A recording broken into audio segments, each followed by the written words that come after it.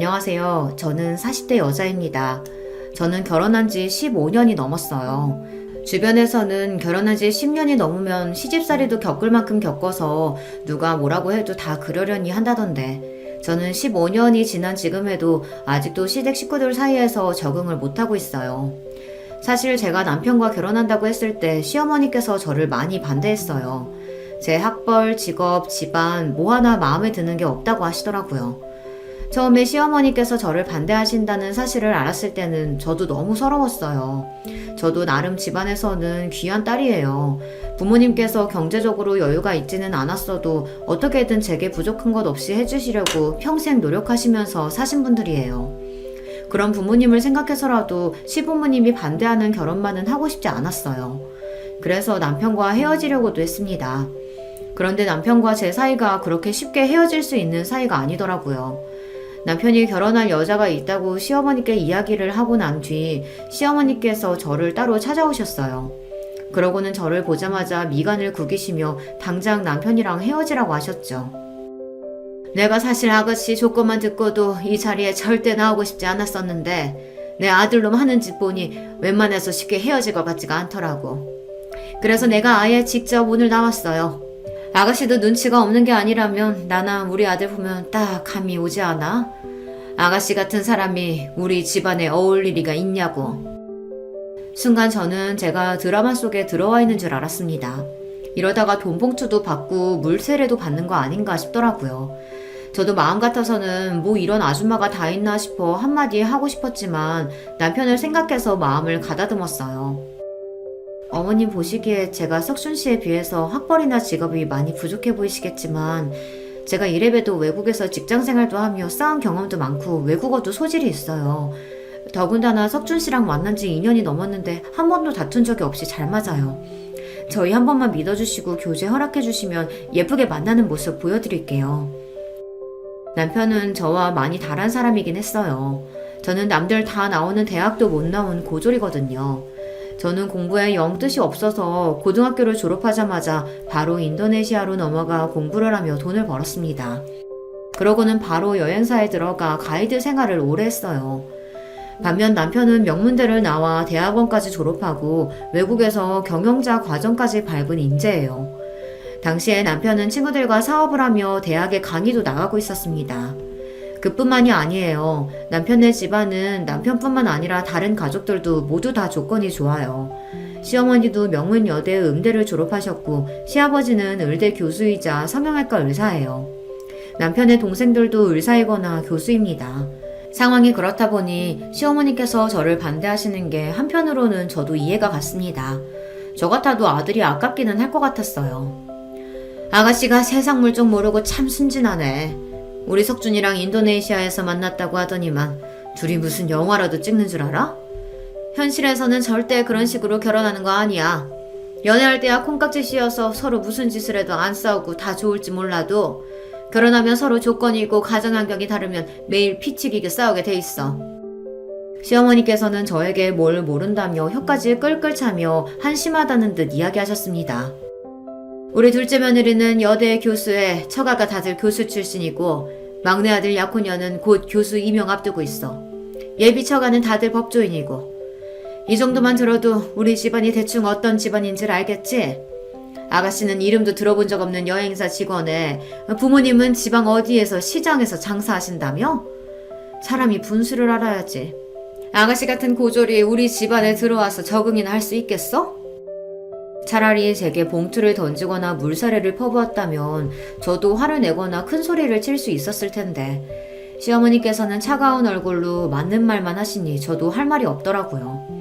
그날 시어머니를 만나고 난 뒤 저는 더 생각할 것도 없이 남편에게 바로 헤어지자고 했습니다. 저는 진심이었어요. 남편을 물론 너무나 사랑했지만 시어머니를 만난 순간 제 주제 파악이 바로 됐습니다. 시어머니 말씀이 맞아요. 아무리 서로 좋아야 하는 결혼이지만 그래도 결혼이라는 게 두 집안이 한 가족이 되는 일인데 이 정도로 서로 집안 수준이 차이가 나면 제 아무리 사이좋은 저와 남편이라도 함께 살다 보면 문제가 생길 수밖에 없겠더라고요. 더군다나 결혼도 하기 전에 이미 시어머니께서 저를 저 정도로 마음에 들어하지 않으시는데 제 결혼 생활이 순탄할 리 없으니까요. 그런데 생각지도 못한 복병이 있었습니다. 남편이 저를 놔주지 않았어요. 시어머니께서 아무리 반대하셔도 저와 결혼하겠다고 우겼습니다. 제가 남편에게 헤어지자고 하자마자 남편은 집을 나오겠다고 했어요. 부모님과 연을 아예 끊겠다고요. 자기한테 말한 적 없지만 사실 나도 우리 엄마 지긋지긋해. 매일 사람 조건만 보고 판단하고 자기 수준에 맞지 않는다고 생각하면 함부로 무시하고. 안 그래도 엄마랑 살기 싫어서 집 나오려고 했었는데 도저히 못 참겠어. 나 집에서 나올 테니까 우리 같이 살자. 남편은 다짜고짜 집을 나올 테니 둘이 집을 구해서 같이 살자고 했습니다. 저는 남편의 무모함에 놀라 절대 안 되는 일이라고 했지만 마음속으로는 은근 좋았어요. 남편이 나를 이 정도로 사랑하는구나 확인한 것 같아서요. 그래도 저는 끝까지 버텼습니다. 아무리 그래도 그렇지 다 큰 성인이 이렇게 대책도 없이 집부터 나오겠다고 하면 어떡해. 난 남자 부모님이 반대하는 결혼은 절대 안 할 거니까 이런 짓 해도 소용없어. 나 석준 씨랑 헤어질 거야. 지금이야 우리가 서로 좋아서 제대로 된 생각을 못해서 그렇지 석준 씨 어머님 말씀이 맞아. 우린 애초에 어울리지 않아. 결혼해도 행복할 리가 없어. 앞으로의 미래가 뻔하다는 말 저도 싫어하는데 그 순간엔 확신이 들었습니다. 저와 남편이 이렇게 대책 없이 결혼하게 되면 행복할 리 없었어요. 그런데 인생이라는 게 참 제 마음대로 되는 게 아니더군요. 운명인지 하늘의 장난인지 남편과 헤어지겠다고 한 지 며칠 되지 않아 임신 사실을 알게 됐어요. 제가 남편의 아이를 가지게 된 거예요. 그런 식으로 남편과 다시 만나고 싶진 않았지만 어쩔 수 없었습니다. 어른들의 이기심 때문에 남편과 저의 사랑으로 생긴 아이까지 힘들게 만들 수는 없었으니까요. 그렇게 저와 남편은 뱃속의 아이 덕분에 결혼하게 됐습니다. 물론 임신 사실을 남편에게 알리고 시어머니께서 알게 되신 이후에도 평탄하지는 않았습니다. 임신? 내가 어른으로서 알아듣기에 결혼은 절대 안 된다고 그렇게 이야기했는데도 감히 이런 짓을 벌여? 내 앞에서는 순진한 척 얌진한 척 하더니만 내 아들이랑 결혼하려고 아주 별수를 탔었구나. 천박해서 원. 이래서 가정교육이 중요한 거라니까. 시장에서 장사 안 하는 양반들이 얘한테 뭘 가르쳤겠어? 엄마 무슨 말이 그렇게 해요. 우리가 일을 벌이긴 뭘 벌여요. 이게 다 우리가 운명이라서 생긴 일이니까 더는 내 아내 될 사람 모욕하지 말아요.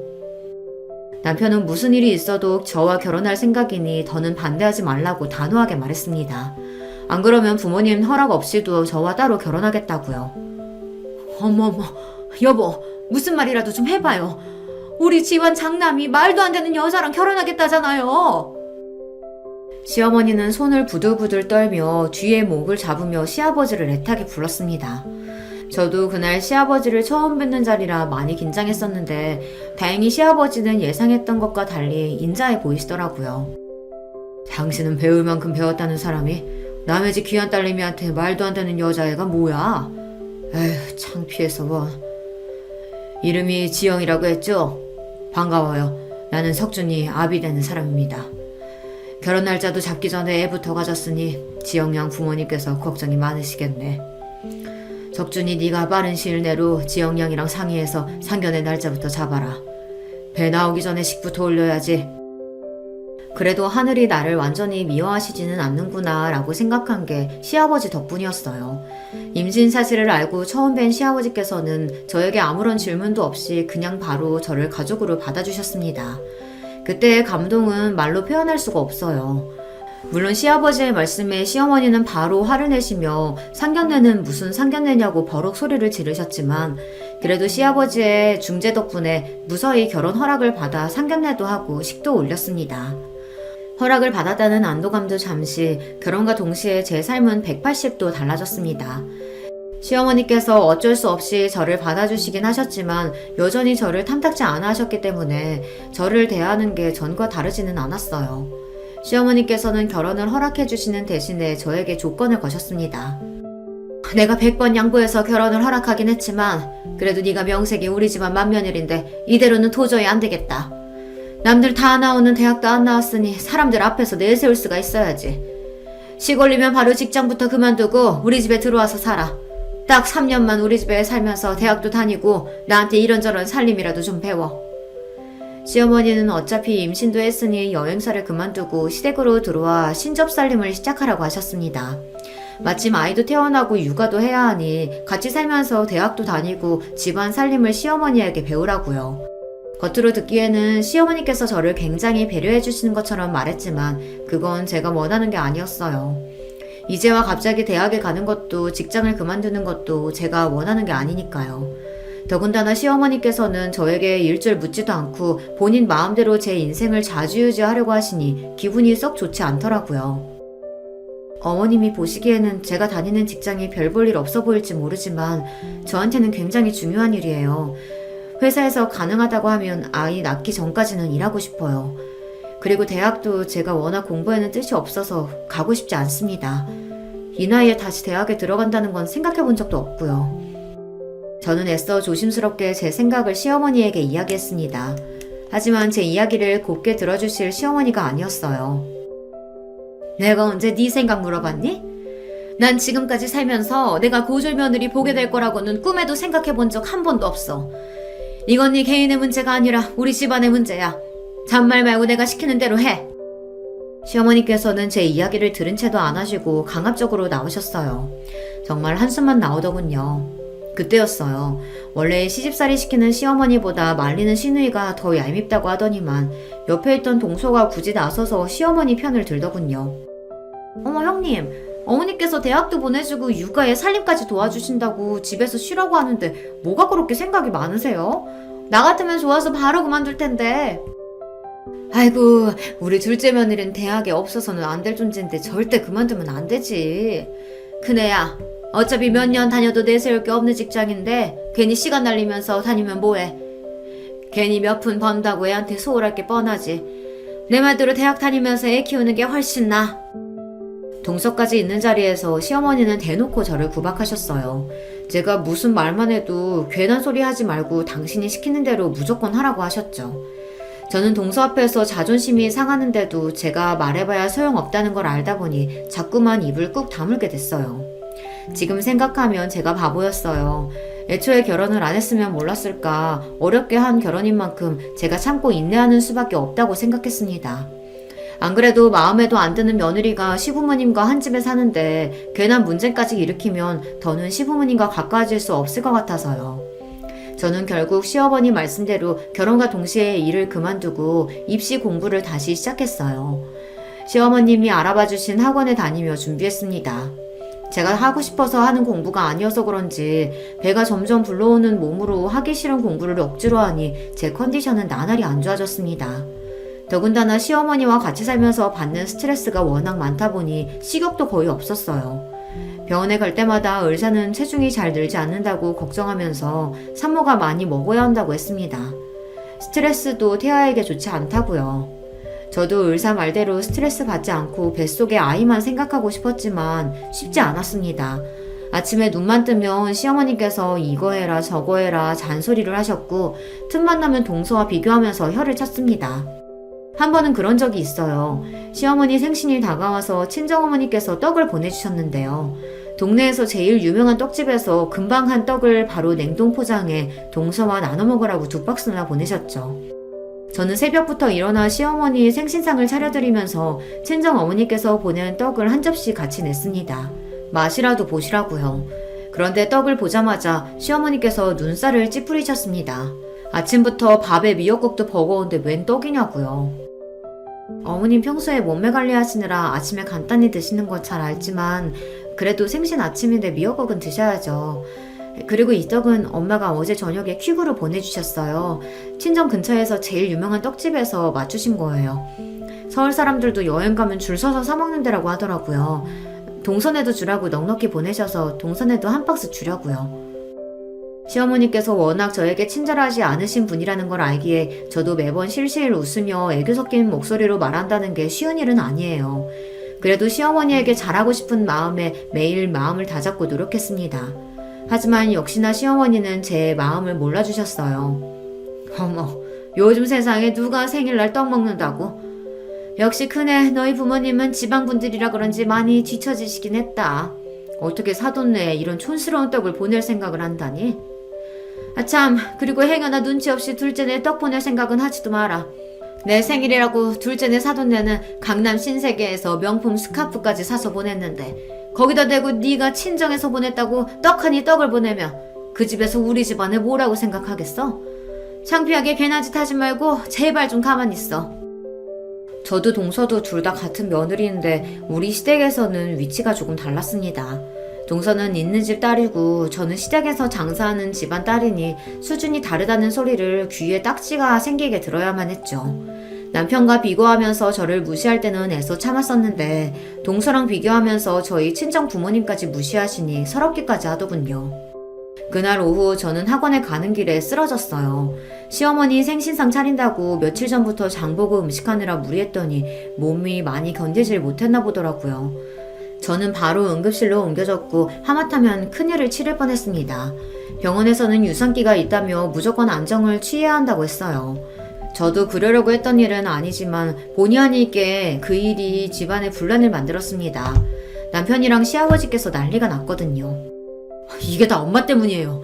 임신한 사람한테 갑자기 대학을 가라고 우겨가지고 이런 사달이 난 거잖아요. 큰일이라도 났으면 어쩔 뻔했어요. 뭐야? 네 마누라가 몸이 약해 빠져서 비실비실한 걸 가지고 어디 엄마 탓으로 몰아가? 첫째, 네가 말해봐라. 내가 억지로 대학 가라고 시켜서 힘들어서 쓰러진 거니? 어머니, 제가 요즘 이래저래 몸도 힘들고 피곤해서 그랬나 봐요. 걱정 끼쳐서 죄송해요. 결혼하고 시댁에 같이 살면서 남편과 시어머니의 사이가 전보다 더 안 좋아졌습니다. 아무래도 남편이 출근한 사이 저와 시어머니 둘만 집에 있다 보니 남편이 걱정을 많이 했어요. 시어머니가 임신한 저에게 시집살이를 시키는 거 아닌가 해서요. 그러다 보니 남편은 사소한 일에도 일일이 예민해져서 시어머니 앞에서 제 편을 들었습니다. 그럴수록 저는 더 힘들었습니다. 저는 나름 시어머니의 비율을 맞춰가며 잘 지내보려고 노력하는데 남편은 자꾸만 시어머니를 감시하듯 구니 시어머니는 점점 더 저를 미워하시는 것 같았죠. 중간에서 제가 어떻게 해야 할지 몰라 곤욕스러울 때가 많았습니다. 대학에 가겠다고 제가 학원 다니는 걸 남편은 안 그래도 마음에 들어하지 않았었는데요. 그런 일까지 터졌으니 남편은 참지 못하고 어머니께 소리부터 지른 거죠. 평생 엄마가 마음대로 우리 휘두르려고 하는 거 100번 1000번 양보해서 자식이니까 그럴 수 있다 참았어요. 근데 이 사람은 엄마 자식이 아니잖아요. 나가서는 세상 고상한 척 다 하시면서 며느리한테는 왜 그러시는 거예요? 요즘 세상에 시어머니가 남의 자식 데리고 살면서 그렇게 괴롭히면 남들이 욕해요. 김석준, 너 아무리 화가 나도 그렇지 이 녀석 누가 감히 엄마 앞에서 그런 소리를 해? 며느리가 왜 남의 자식이야? 너랑 결혼했으면 우리 자식이지. 남편과 시어머니가 큰 소리를 내며 싸우는 사이 퇴근하고 돌아오신 시아버지께서 상황을 보고 남편을 나무라셨습니다. 김 교수 말이 큰애가 워낙 몸이 약한데 무리해서 뱃속에 아이가 크는 속도가 더디다고 하더라. 공부도 좋지만 지금은 산모랑 아이가 제일 중요할 때니 애 낳을 때까지는 공부고 뭐고 집에서 좀 쉬어. 당신도 본인 욕심 채우자고 며느리 힘들게 하지 말고 그냥 좀 놔둬. 임신했을 때부터 시아버지께서 잘 아시는 교수님에게 진찰을 받았기 때문에 누구보다 제 상태에 대해 시아버지께서 가장 잘 알고 계셨어요. 그러다 보니 시아버지께서는 저를 볼 때마다 노심초사하셨습니다. 안 그래도 제가 허약한 체질이라 임신했을 때부터 걱정이 많았었는데 쓰러졌다고까지 하니 앞으로 출산 때까지는 아무것도 하지 말고 꼼짝도 하지 말라고 하셨습니다. 그런 상황을 시아버지께서 달가워하실 리 없었습니다. 아이고, 누가 보면 내가 며느리 하나 잡는 줄 알겠네. 첫째, 너는 좋겠다. 남편의 시아버지까지 다들 네 편만 들어서? 가족끼리 편이 어딨다고 네 편 내 편 소리하고 있어. 당신 자꾸 가족끼리 편가르기 하고 그럴 거야? 아, 나도 몰라. 나도 이제 남편이고 아들이고 다 필요 없어. 내가 뭘 어쨌다고 다 내 잘못이래? 시어머니는 시아버지와 남편이 모두 상황도 모르고 다 제 편을 든다며 억울하다고 투덜거리며 방으로 들어가 버렸어요. 그러고는 아예 방에서 나오지 않으셨습니다. 그런데 시어머니 생신 바로 다음날 동서가 집에 찾아왔더라고요. 시어머니 생신 때 못 왔다고 비싼 호텔 케이크를 사서 말이죠. 어머니, 제가 어제 왔어야 했는데 요즘 시험기간이라 일이 너무 많은 거 있죠? 하루 늦었지만 우리 케이크 같이 먹어요. 어머니 신라 호텔 케이크 좋아하시잖아요. 아이고, 사돈이 스카프도 보내주고 둘째 네가 용돈도 보냈으면서 뭐하러 오늘까지 왔어. 근데 나처럼 며느리 시집살이 시키고 구박하는 시어머니가 이렇게 좋은 케이크 먹을 자격이 있나 모르겠다. 평소 시어머니께서 저에게 냉랭하게 구실 땐 원래 성격이 냉랭하신 분인가 싶다가도 동서를 대하는 걸 보면 전혀 그렇지 않았어요. 사람을 대놓고 차별하는 것도 아니고 시어머니는 동서에게는 굉장히 자상하고 따뜻하셨거든요. 어머, 어머님 그게 무슨 말씀이세요? 어머님이 무슨 며느리한테 시집살이를 시킨다고요? 도대체 누가 그런 말도 안 되는 소리래요? 시어머니는 이때다 싶으셨는지 동서에게 어제 있었던 일들을 하소연하듯 토로하셨습니다. 제가 옆에 있는데도 말이죠. 아들 키워봐야 다 소용없다더니만 장가가니까 아들놈이 자기 마누라 편 만드는 거 있지? 둘째 너는 절대 자식 낳지 말고 그냥 네 인생 살아. 내가 아주 다 늙어서 서러워 죽겠다. 시어머니께서 저더러 들으라는 식으로 연신 어제 일을 이야기하시며 비아냥거리시는데 저로서는 할 말이 없더군요. 제가 같이 있어봐야 좋은 소리 못 들을 것 같아 저는 자리를 피해 주방에 있었습니다. 시어머니와 동서 사이에 껴봐야 좋을 게 없으니까요. 그런데 굳이 주방까지 따라온 동서가 안 해도 될 말을 하더군요. 형님도 참 대단하세요. 어떻게 쓰러져도 어머니 생신날 떡하니 쓰러져요. 그 덕에 아버님께서 형님 편만 들어주셨다면서요? 역시 외국에서 가이드 하면서 산전수전 다 겪으셨다더니 대단하긴 하네요. 동서, 그게 무슨 뜻이야? 설마 내가 지금 일부러 쓰러지기라도 했다는 거야? 동서가 말하는 뉘앙스가 아무래도 거슬려서 저는 서울거지를 하다 말고 정색했습니다. 그런데도 동서는 당황한 기색조차 없더군요.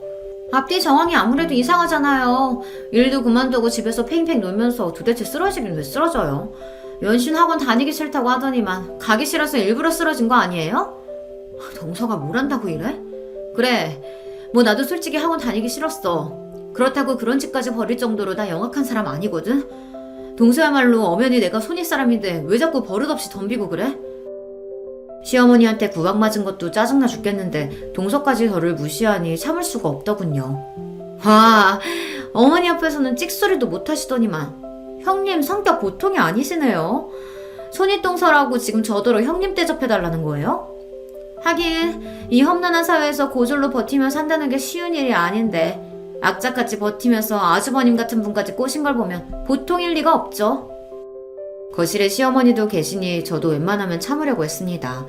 그런데 저도 사람인지라 동서가 얄미운 입으로 고조를 어쩌고 하는데 도저히 참을 수가 없더군요. 안 그래도 몸도 안 좋아서 예민한 와중에 동서가 자꾸만 사람을 건드리니 저도 모르게 욱했습니다. 동서, 명색이 교수라는 사람이 왜 이래? 할 말 못할 말 구분도 못해? 그네 너 지금 내 앞에서 뭐 하는 거니? 어디 할 짓이 없어서 아래 동서한테 소리를 질러? 너희 친정에서 그렇게 가르쳤니? 제가 아둔했습니다. 시어머니든 동서든 그 집에 제 편이 없다는 거 정도야 충분히 알고 있었으면서 제가 참지 못하고 욕먹기 딱 좋은 짓을 하고야 말았어요. 그 자리에서 시어머니에게 못해도 30분 동안 내내 구방을 당했습니다. 네가 밉다 하니까 아주 이제 미운 짓만 골라서 하는구나. 네가 뭐가 잘났다고 감히 형님 흉내 내면서 둘째를 잡아잡기를. 지금 당장 둘째한테 사과하지 못해? 애초에 시어머니는 제 이야기를 들어줄 생각 따위 없다는 사실을 알다 보니 저도 입을 꾹 다물어 버렸습니다. 순간 서러움이 북받쳐 눈에 눈물이 가득 고였지만 울지 않기 위해 꾹 참았습니다. 시어머니는 동서에게 당장 사과하라고 다그치셨지만 저는 동서에게 사과할 생각이 전혀 없었어요. 어머님 아니에요. 저는 형님 걱정돼서 이야기한 건데 형님은 기분이 좀 상하셨나 봐요. 제가 죄송해요 형님. 다시는 형님 일에 간섭 안 할게요. 원래 많이 배우고 똑똑한 것들은 다 저런 거예요. 동서는 시어머니의 등장과 함께 금세 표정을 바꾸더니만 실실 웃으며 자기가 잘못했다고 하더군요. 그 순간 저는 확실히 알았습니다.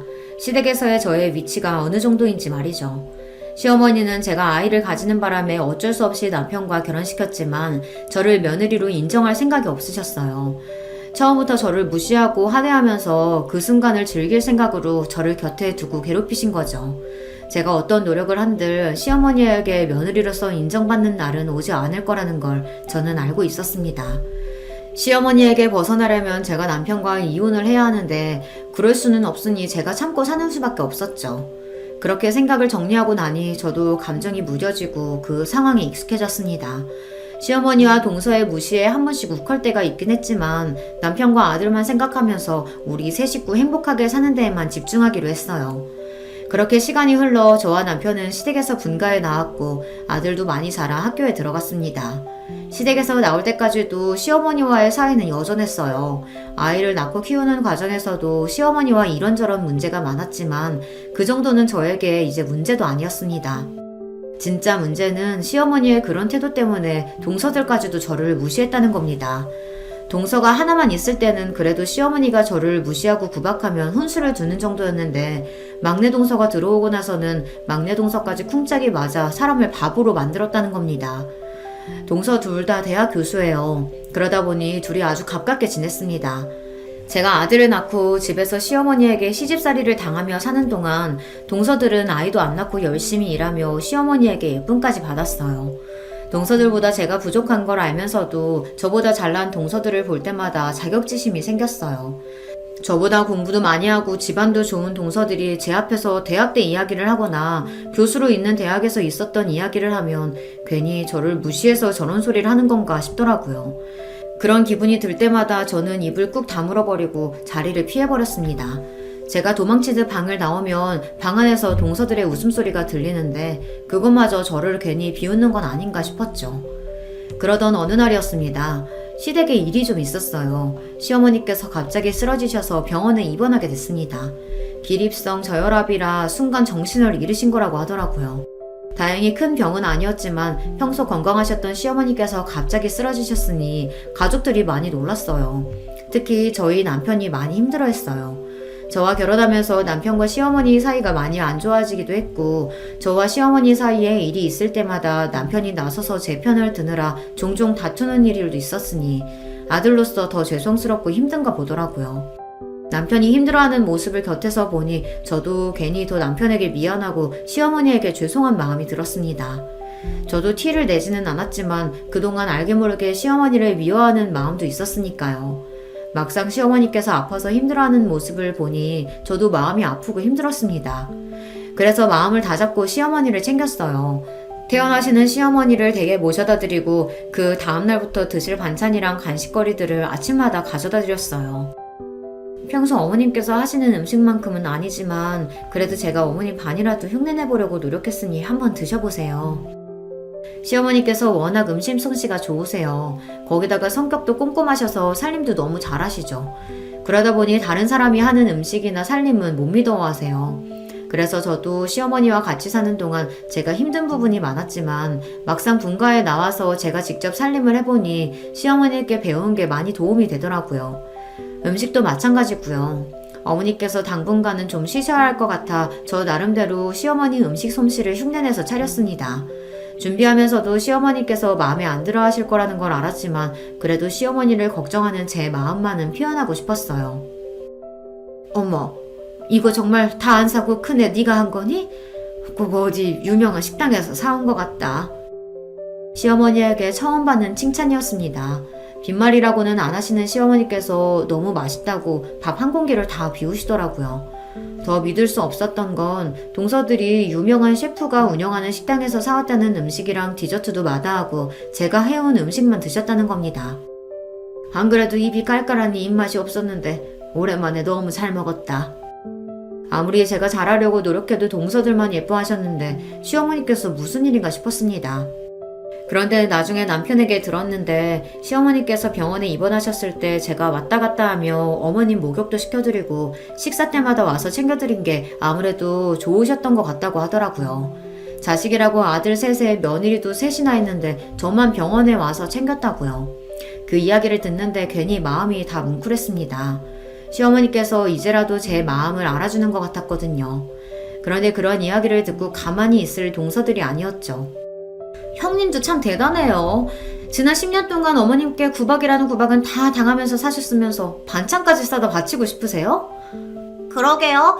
저 같으면 대학 못 나왔다고 무시하고 사돈 내 못 산다고 그렇게 대놓고 무시하면 미워서라도 아프든지 말든지 신경도 안 쓸 것 같은데. 형님은 참 배일도 없으시네요. 동서들 말이 듣기 좋지는 않았지만 틀린 말도 아니었습니다. 동서들도 알아요. 그동안 시어머니께서 저에게 어떻게 했는지 말이죠.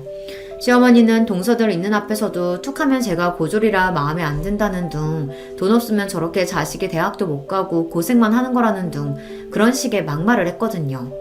그럴 때마다 저도 시어머니가 믿고 원망스러웠지만 시간이 많이 지났고 저도 이제는 자식까지 키우는 어른이니 너그러운 마음으로 살기로 했습니다. 얼마 뒤 시아버지 생신이라 식구들이 모두 다 시댁에 모였어요. 시아버지 병원 직원들도 많이 온다고 해서 저는 일찍부터 시댁에 가서 음식 준비하느라 여념이 없었습니다. 시어머니께서 음식할 사람이 부족하다고 저더러 일찍 오라고 하셨거든요. 손님들 온다고 괜히 불편한 옷 입고 꾸미고 올 생각하지 말고 아침에 일어나면 세수만 하고 일찍 와라. 내일 손님 많아서 음식할 사람 부족해. 집에서 노는 사람이라고는 너랑 나 둘뿐인데 둘이 나서서 해야지. 시아버지 생신은 매년 집안의 큰 행사예요. 시아버지 병원 직원들부터 대학 동기 친구분들까지 30명은 좋게 오시거든요. 그렇다 보니 시어머니께서 아무리 몸이 좋지 않아도 이날만큼은 쉬실 수가 없었습니다. 엄마, 윤희 엄마가 놀기는 왜 놀아? 이 사람도 바쁜데 힘들게 왜 일찍부터 오라고 해요? 출장 뷔페 부른 거 아니었어? 시어머니와 제가 통화하는 소리를 들은 남편이 재빠르게 제 핸드폰을 뺏어봤더니 시어머니에게 따지듯 말했습니다. 아이고, 이 팔불출 또 시작이다. 엄마 혼자 준비하려면 힘든데 맏며느리가 시아버지 생신에 좀 일찍 와서 음식 좀 하면 안 되냐? 역시나 남편의 한마디에 시어머니는 큰 소리를 치셨어요. 네, 어머님. 이 사람이 또 괴한 소리를 했어요. 제가 알아서 일찍 준비해서 갈게요. 걱정하지 마세요. 행여나 또 남편과 시어머니가 싸우기라도 할까 제가 얼른 전화를 받아 내일 일찍 가겠다고 말했습니다. 시어머니께서 몸이 많이 안 좋아지면서 그래도 전보단 저에게 많이 의지하고 편하게 대해주셔 조금이나마 가까워진 것 같았는데 그런 와중에 남편이 싫은 소리 한 번 했다가 행여나 공든탑이 무너질까 저는 안절부절 못했습니다. 그러다 보니 시아버지 생신이 더 신경 쓰였어요. 이왕 하는 거 확실히 해서 이번 기회로 시어머니와 더 가까워지자 싶었거든요. 저는 시아버지 생신날 일찍 시댁에 도착해 시어머니를 도와 음식 준비와 꽃장식을 했어요. 시어머니께서 워낙 꼼꼼한 성격이시라 출장 뷔페를 불렀다고 해도 시아버지께서 좋아하시는 음식들은 무조건 본인이 준비하셨거든요. 한참 음식 준비로 바쁘다 보니 시간 가는 줄 몰랐는데 역시나 동서들은 느즈막히 와서는 일이 바빠네 어째네 하면서 자기들끼리 죽는 소리를 해댔어요. 마음 같아서는 듣기 싫어서 조용히 하고 빨리 일이나 거들라고 하고 싶었지만 제가 어디 이 집안에서 그런 소리나 할 수 있는 사람인가요? 저나 조용히 하고 일이나 해야 했죠. 그러던 중 일이 좀 있었습니다. 시아버지 친구분이 몇 분 오셨는데 동서들도 아시는 분들인지 나서서 호들갑을 떨며 자리에 앉더라고요. 가는 길에 음식이라도 몇 가지 상에 가지고 가면 좋으련만 동서들은 손 하나 까딱 안 하고 자기들 좋아하는 맥주만 쏙 들고 가버렸어요. 얄밉지만 어쩌겠어요. 제가 말해도 동서들이 들을 리 없으니 혼자 다 해야 했죠. 잠시 뒤 시아버지 병원 직원 몇 분이 밖에서 동서들에게 하는 소리가 들렸는데 그게 기가 막혔습니다. 저희 오늘 너무 바빠서 밥도 못 먹고 이래서 그런데 음식 좀 먼저 가져다 먹어도 돼요? 어머, 그럼요. 주방 안에 들어가면 일하는 아줌마 있으니까 그분한테 좀 상 좀 차려달라고 하세요. 저에게 들리는지 안 들리는지 알고 그러는 줄은 모르겠지만 막내 동서는 뻔히 주방에 저 혼자 있는 걸 알면서도 직원들에게 일하는 아줌마한테 달라고 하라는 소리를 하더군요. 그러면서 동서랑 둘이 시시덕거리는데 기분이 확 상했습니다. 아무리 자기들이 나를 무시해도 그렇지 사람을 뒤에 두고 저런 짓을 하나 싶어서요. 저는 듣다 기분이 상해 먼저 음식을 들고 나갔습니다. 그리고는 주방 앞에 있던 병원 직원에게 인사를 하고 쟁반은 막내 동서에게 던졌어요. 동서는 직원분들 배고프시다는데 왜 그렇게 멍하니 서 있어? 빨리 이거 좀 가져다 드려. 사람들 앞에서 저를 무시하려고 한 게 기분이 상해 저도 유치하지만 복수했어요. 같은 며느리인데 하루 종일 저만 일하고 자기들은 꼿꼿하게 서서 잘난 척만 하는 게 재수가 없어서요. 제가 그렇게 나올 줄은 몰랐는지 동서들 얼굴이 새빨개지더군요. 뻔하죠. 제가 감히 자기들한테 일을 시킬 줄은 몰랐던 거예요. 저도 이제 될 대로 되라였습니다. 동서들이라고 둘이 붙어서 사람을 매번 바보로 만드는데 저라고 매번 참아줄 필요는 없으니까요. 어머, 안녕하세요. 저번에 병원에서 뵀는데 원장님 첫째 며느님이시죠? 그때 해다 주신 쿠키 너무 잘 먹었어요. 솜씨가 진짜 좋으시더라고요. 아니에요. 동서 뭐해? 빨리 가져다 드려. 동서들은 병원 사람들이 당연히 저를 모를 거라 생각하고 일하는 사람으로 속여 놀릴 생각이었겠지만 사실 저도 시아버지 병원에 자주 왔다 갔다 해서 웬만한 직원들은 얼굴을 다 알아요. 병원 직원들이 저를 알아보고 이야기를 나누자 동서들은 입술을 삐죽거리더니 일그러진 얼굴로 쟁반을 들고 나갔죠. 그 모습을 보는데 저도 은근 속이 시원하더라고요. 그런데 잠시 후 생각지도 못한 일이 있었습니다. 조금 전 일로 동서들이 배알이 잔뜩 꼬였는지 주방으로 들어온 동서들이 작정하고 저에게 재수없는 짓거리를 해댔어요. 손님들이 거의 다 도착해서 바쁘게 쟁반을 담고 있는 제 옆에서 둘이 영어로 중얼거리더라고요. 처음엔 또 뭐하는 짓인가 하고 넘겼는데 들으면 들을수록 기분이 이상했습니다. 저를 향해 뭐라고 떠들기 시작하더니만 자기들끼리 킥킥거리며 웃더라고요. 그 모습에 저는 너무 황당해서 동서들에게 지금 뭐하는 거냐고 물었어요. 그러자 동서가 저를 향해 비웃듯 입술을 실룩거리더라고요. 아 맞다, 형님은 영어 전혀 모르죠? 저랑 동서가 둘 다 유학하다 보니까 둘이 있을 땐 영어가 편해서요. 우리도 모르게 영어로 얘기했네요. 뭐 어때요? 어차피 형님은 한국말로 해도 못 알아들을 얘긴데. 동서들은 원래 자기들끼리는 영어로 대화하는 게 편하다고 하며 저더러 못 알아듣는다고 대놓고 사람을 비웃더군요. 순간 저는 얼굴이 붉어지다 못해 금방이라도 터질 것처럼 뜨거웠어요. 다른 건 몰라도 제가 고졸이라 사람들보다 못 배웠다고 무시하는 건 제가 받아칠 말이 없었거든요. 저는 순간 감정이 몰아치며 금방이라도 눈물이 왈칵 쏟아질 것 같아 그 자리에 도저히 있을 수가 없었습니다. 화장실에 간다고 대충 둘러대고 서둘러 주방을 나와버렸어요. 그러고는 혹여나 엉망이 된 얼굴을 누구에게 들키기라도 할까봐 얼른 2층으로 올라왔습니다. 분가하기 전에 저와 남편이 쓰던 방에 들어와 있었어요. 그런데 그때 밖에서 인긴척이 나더니 누군가 방문을 열었습니다. 저는 얼른 눈을 비비고 자리에서 벌떡 일어났어요. 문을 열고 들어온 사람은 다름 아닌 시아버지였습니다. 시아버지는 방에 덩그러니 혼자 있는 저를 보고 놀라서 걱정스러운 얼굴로 다가오셨습니다. 첫째야, 너 혼자 여기서 뭐하고 있어? 시아버지의 인자한 목소리에 애써 붙잡고 있던 마음이 우르르 무너지는 것 같았어요. 저도 모르게 참고 있던 눈물이 쏟아지고 말았습니다. 아버님, 저 진짜 죽고 싶어요. 너무 화나고 억울해서 도저히 이대로는 못 있겠어요. 남편 앞에서도 흘려본 적 없는 눈물을 시아버지 앞에서 흘리고 말았어요. 그것도 거의 오열을 하면서요. 제 갑작스러운 행동에 당황한 시아버지는 도대체 무슨 일이 있었던 거냐고 물으셨습니다. 저는 그제야 정신을 차리고 아니라고 괜찮다고 애써 눈물을 감춰보려고 했지만 이미 소용이 없었어요. 시아버지는 왜 그런 건지 지금 당장 이야기하라고 하셨습니다. 네가 웬만한 일로 이러래야? 뭐가 그렇게 서럽고 억울해서 그래? 얘 괜찮으니까 얼른 얘기해봐. 내가 다 해결해줄게. 저는 당황해서 우물쭈물하다 결국은 그동안 있었던 일을 다 이야기했습니다. 동서들이 저를 만날 때마다 얼마나 무시했는지 말이죠. 시아버지께서는 가만히 제 이야기만 듣고 계셨어요. 그러고는 아무 말 없이 제 등을 토닥여 주시더니 바로 남편에게 연락해서 저를 데리고 가라고 하셨습니다. 저는 어리둥절한 상태로 남편과 집에 돌아왔어요. 그런데 다음날 아침 말도 안 되는 일이 제 눈앞에 벌어졌습니다. 아들을 등교시키고 집에 돌아왔는데 동서 둘이 우리 집 현관 앞에 서 있더라고요. 저는 동서들 얼굴을 보자마자 기분이 상해 쳐다보지도 않고 집 안으로 들어가려고 했습니다. 그러자 동서가 제 손을 덥석 잡더니 따라 들어오더라고요. 저는 놀라서 지금 뭐 하는 거냐고 소리쳤어요. 그런데 그때 우물쭈물하고 있던 동서들이 갑자기 바닥에 무릎을 꿇고 앉더라고요. 저희가 생각이 짧았어요.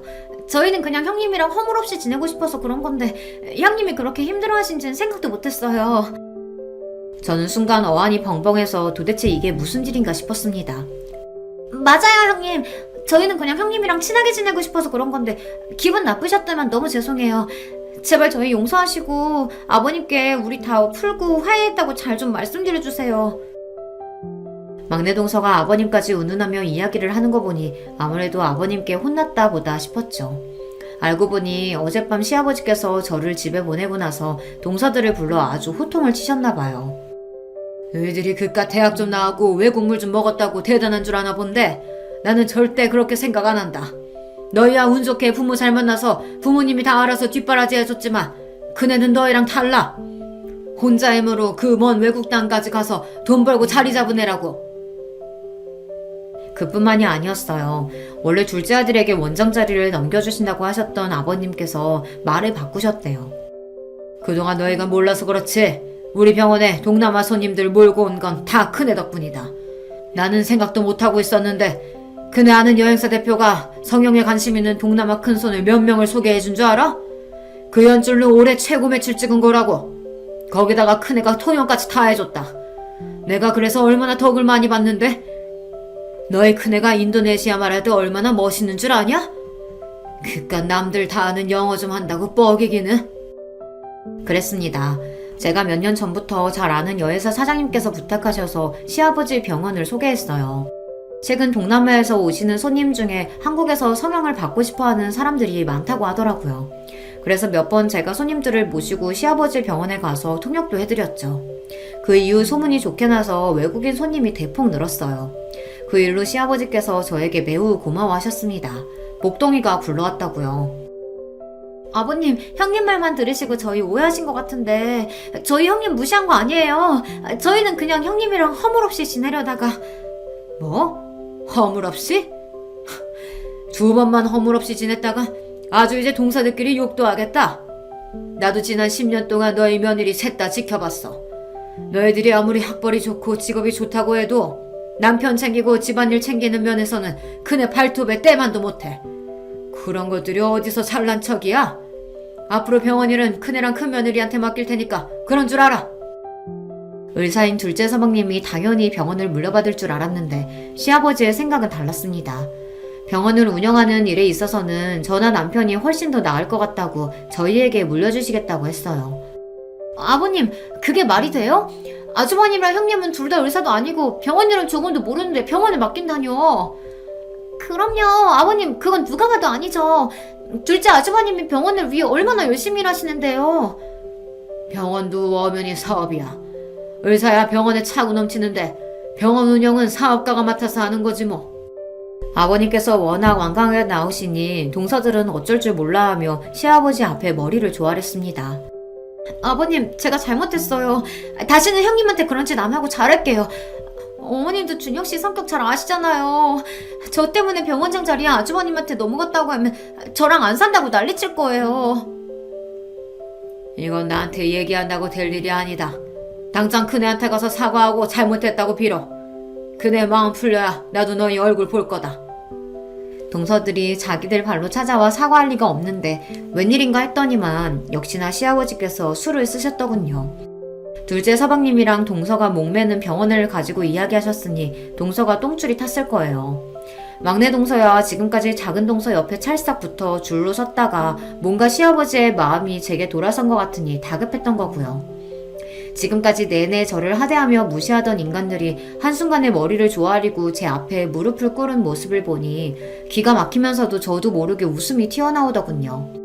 그 자리에서는 동서들 눈도 마주치지 않고 저는 집으로 들어와 버렸어요. 동서들이 지금까지 저에게 저지른 일들이 있는데 무릎 한번 꿇었다고 이렇게 쉽게 용서해 줄 수가 없었습니다. 그날 이후에도 동서들은 안 하던 짓을 했어요. 저에게 어울릴 것 같다며 스카프며 가방을 사들고 와서는 살살 꼬리를 흔들며 여우짓을 했습니다. 이거 요즘 제일 핫한 브랜드인 거 아시죠? 백화점에서 딱 본 순간 형님한테 딱이겠다 싶어서 제가 바로 결제해달라고 했어요. 잘했죠? 형님한테 너무 잘 어울리겠다. 형님, 이제 마음 좀 푸시고 작은 형님 사과 좀 받아주세요. 그래요, 형님. 저희가 공부만 하느라 세상 물정이라고는 몰라서 그런 거니까 조금만 너그럽게 이해해주세요. 그리고 아주버님은 지금 하시는 사업도 잘 되시는데 굳이 병원 일까지 하실 필요 없잖아요. 그런 일은 그냥 저희한테 맡기세요. 동서들의 속이 뻔히 다 보였습니다. 시아버지께서 완강하시니 대충 저에게 사과하고 넘어갈 생각이었죠. 사업 잘 되니까 이럴 때 다른 사업도 해보는 거지 뭐. 나도 병원에 몇 번 손님 소개하면서 왔다 갔다 하다 보니까 은근 재밌더라고. 이 김에 그냥 나랑 남편이 본격적으로 맡아서 병원 운영해보는 것도 나쁘지 않을 것 같아. 제 말에 눈이 동그래져서 동공이 마구 흔들리는데도 동서는 애써 표정을 가다듬으며 실실 웃었습니다. 마음 같아서는 저에게 소리를 버럭 지르고 싶겠지만 꾹 참고 있는 게 보였어요. 그 이후로도 내내 동서들은 틈만 나면 찾아와 저에게 온갖 아부와 선물 공세를 했습니다. 저는 그냥 이 상황을 즐기고 있어요. 사실 저나 남편이나 병원 운영에 딱히 관심은 없어요. 남편도 작은 서방님이 맡으시는 게 당연하다고 생각하고 있습니다. 하지만 동서들이 워낙 저에게 했던 짓이 괘씸해서 당분간은 즐기기로 했습니다. 이 기회에 동서들 버릇을 똑똑히 고쳐주려고요. 제가 잘하고 있는 거 맞겠죠? 여러분께서 저에게 잘하고 있다고, 조금만 더 동서들에게 복수하면서 즐겨도 된다고 응원하는 글 많이 댓글로 남겨주시면 저에게 큰 힘이 될 것 같습니다. 두서없이 써내려간 제 이야기 끝까지 들어주셔서 감사합니다. 여러분의 가정에는 언제나 화목한 일만 가득하시길 바랄게요. 반갑습니다. 저는 경기도에 살고 있는 30대 중반의 여자입니다. 제가 워낙 말솜씨가 없는 편인지라 재밌게 이야기하는 법을 모르는데요. 사연을 보내는 건 써두고 몇 번이나 고쳐 적을 수 있으니 용기가 생겨서 이렇게 한번 도전해보게 되었습니다. 이 이야기는 몇 달 전 저에게 있었던 웃지 못할, 그러나 생각하면 어이없이 웃음이 나오는 일인데요. 여러분께 한번 들려드리도록 하겠습니다.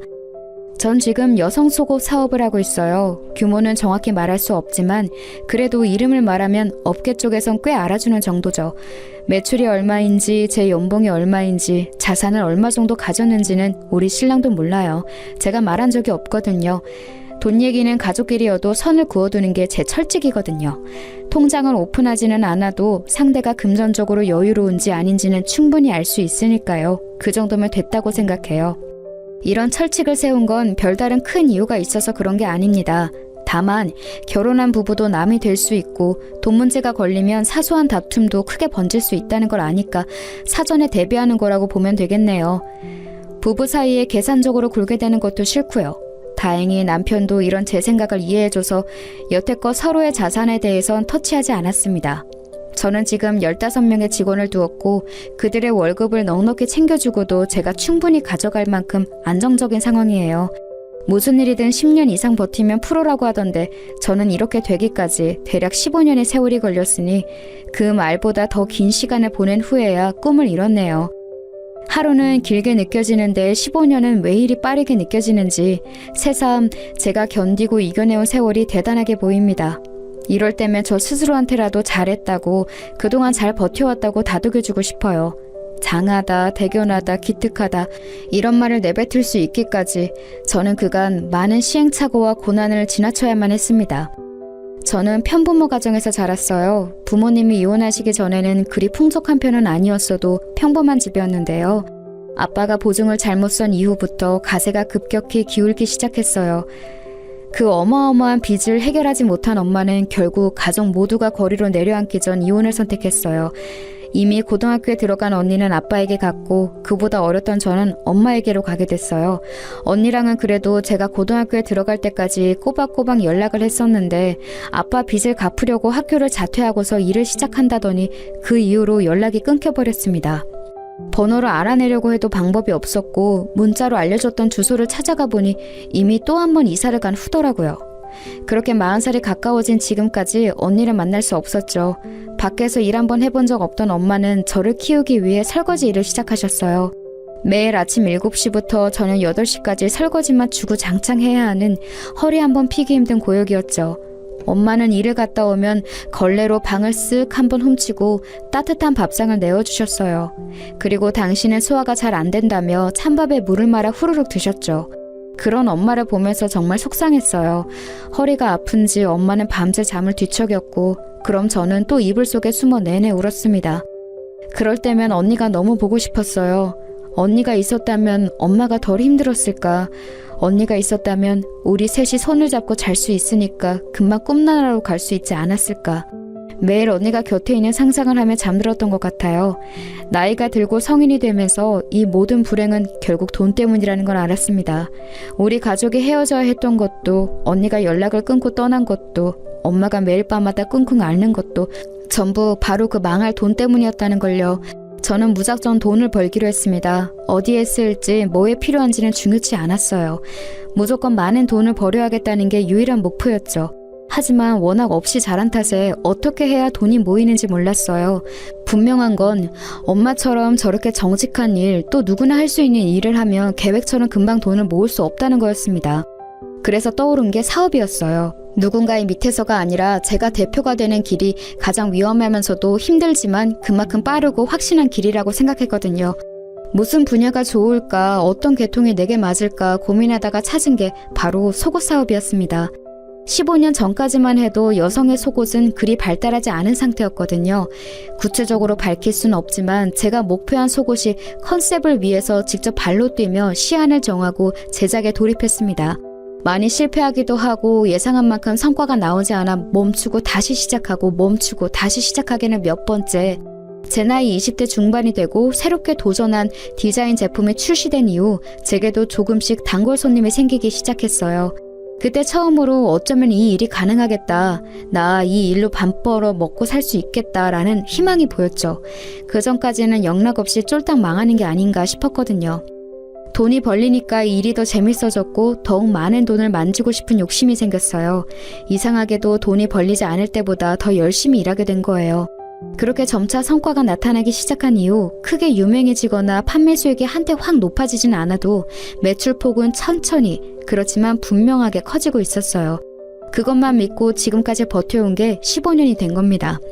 이렇게 보니 시행착오를 겪긴 했지만 그래도 확신을 가진 덕분에 엄청 고단했던 길은 아니었던 것 같네요. 마음의 안정이 있는 것만으로도 육체적 힘듦은 어느 정도 극복할 수 있으니까요. 한때 무작정 돈을 많이 버는 게 목표였는데 그래도 어느 정도는 이룬 것 같아요. 이렇게 지금의 자리에 올라 엄마께 집을 사드리고 결혼 자금으로 넉넉히 모아두었거든요. 사실 결혼 자금이라고 하기엔 전 딱히 결혼 생각이 없었기에 그냥 저축하는 것이나 마찬가지였어요. 남들이 다 하니까 엄마가 하라고 하니까 준비했던 것뿐이지 저에게 결혼과 비혼 중에 선택하라고 한다면 비혼이었거든요. 지금 와서 생각해보니 딱히 특별하거나 심각한 이유가 있던 건 아니었고 아마도 일이 바쁘니 결혼과 출산, 육아로 제 시간을 뺏기기 싫었던 것 같아요. 제가 대표인데 자리를 비우는 건 말도 안 된다고 생각했거든요.